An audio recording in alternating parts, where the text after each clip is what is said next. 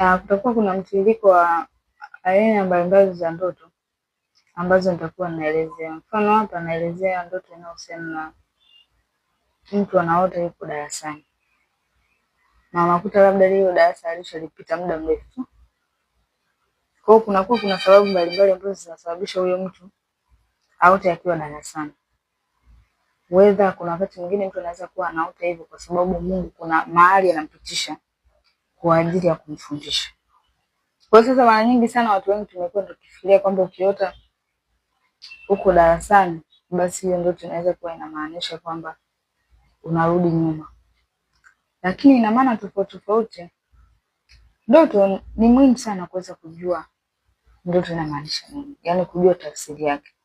Kwa sababu ukisoma kwenye Biblia unaona baada ya Yusufu kuingia kule gerezani, wale waukaji ambao walikuwa wanafanya kazi kwenye nyumba ya mfalme wakaota ndoto.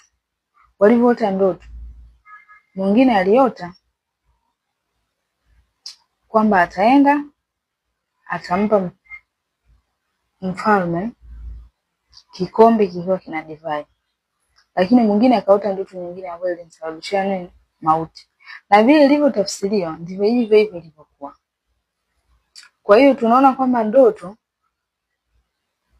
ni ya msingi sana na inabeba maisha ya mtu. Mfano tunaona kabla Yusufu hajafika hapo alipofika, alianza kuota ndoto kwamba yeye atakuja kuwa mkuu na ndugu zake watamwinamia. Kwa sababu ya ndoto, ndugu zake wakaanza kuwa na chuki na kupelekea wao kuanza kumwazia. Kwa hiyo tunaona vita vikuu ambavyo Yusufu alikuja kupigana mara ya pili, yaani ikiwa inamaanisha kwamba mtu kutokuwa na amani, kuishi kwa hofu, ilikuwa ni baada ya yeye kusema kuhusiana na kile ambacho yeye anakiona moyoni mwake, kile ambacho Mungu anamuonyesha kupitia ndoto. Kwa Mungu ana uwezo wa kuongea na watu kupitia ndoto. Mfano ukiota uko darasani, kama ni darasa ambalo umeshalipita muda mrefu sana, kuna wakati huwa inamaanisha kwamba unarudi nyuma, lakini kuna wakati Mungu anaongea na mtu kwa habari ya mafunzo. Kwamba kuna mahali ambapo Mungu alikuwa anategemea wewe umefika, lakini hujafika kwenye zile level ambazo yeye anafanyaje? Anategemea ufike.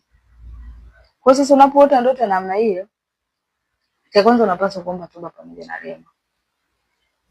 Alafu jambo la pili, unatakiwa utake action. Utake action kwa namna gani? Kwa kuamua kufanya mabadiliko.